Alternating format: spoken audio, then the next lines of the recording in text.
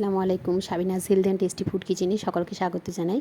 আজ আমি একটি সিম্পল রেসিপি নিয়ে এসেছি, করলা আলু ভাজা, মানে উচ্ছে আলু ভাজাও বলতে পারেন। এখানে গ্যাসের উপর একটি কড়াই গরম করে নিয়েছি। এখানে আমি সামান্য সরিষার তেল দেবো।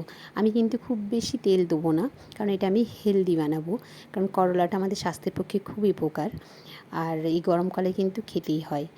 দেখুন 3টি কাঁচা লঙ্কা দিয়ে দিয়েছি, আর করলাগুলো এরকম ছোটো ছোটো টুকরো করে নিয়েছি, গরম তেলের মধ্যে দিয়ে দিলাম। করলাগুলো কিন্তু হাফ করে তারপরে টুকরো করবেন, হাফের থেকে গোল গোল নয়, হাফ করে তারপরে সেটাকে টুকরো করতে হবে। সামান্য লবণ দিয়ে দিয়েছি, আর দিচ্ছি 2 চামচ হলুদ গুঁড়ো। আর কোনো মশলা ব্যবহার করব না, লবণ আর হলুদ গুঁড়ো দিয়ে কিন্তু আমি এই করলা আলুটি ভাজবো। এরপর আমি মশলাটি দেখুন ভালো করে মিশিয়ে নিচ্ছি। গরমে কিন্তু করলা আলু ভাজা খেতে খুবই ভালো লাগে গরম ভাতের সাথে।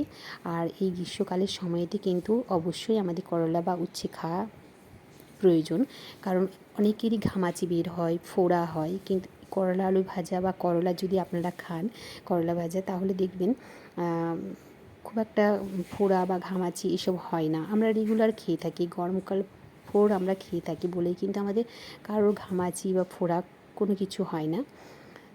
আর করলা সেদ্ধ করে ভর্তাটাও কিন্তু খেতে খুব ভালো লাগে।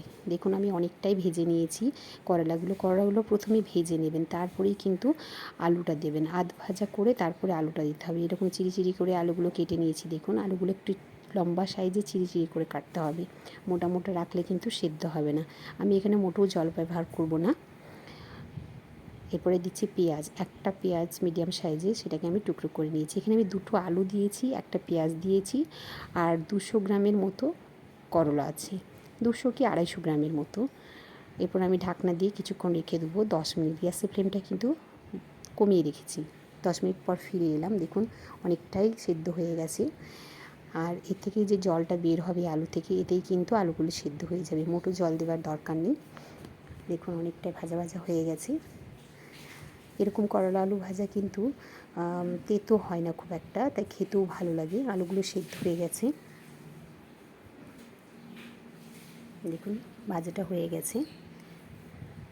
আমি কিন্তু এই পর্যায়ে গ্যাসের ফ্লেমটা কমিয়ে রেখেছি।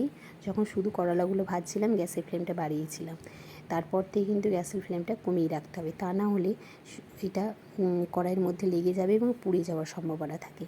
তাই গ্যাসের ফ্লেমটা কমিয়েই কিন্তু ভাজবেন। দেখুন একটু ভাজাটা কত সুন্দর হয়েছে।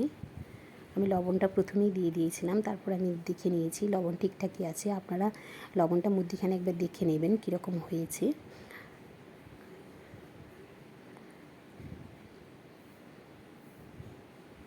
এরকম করলা আলু ভাজা কিন্তু বাড়িতে বানাবেন আমার রেসিপিটা দেখে, আর আমায় কমেন্ট বক্সে জানাবেন কীরকম হয়েছে। আপনাদের কমেন্ট বক্সে কমেন্ট করতে আমার খুবই ভালো লাগে। এবার আমি তুলে নিচ্ছি, দেখুন হয়ে গেছে। আর আপনারা যারা এখন আমার চ্যানেলটি সাবস্ক্রাইব করেননি, অবশ্যই আমার চ্যানেলটি সাবস্ক্রাইব করবেন এবং আমার পাশে থাকবেন। দেখুন এরকম হয়েছে। এবার আমি একটু টেস্ট করে দেখছি কীরকম হয়েছে। খেতে খুব ভালো লাগছে, এটা গরম ভাতের সাথে খুব খেতে ভালো লাগে।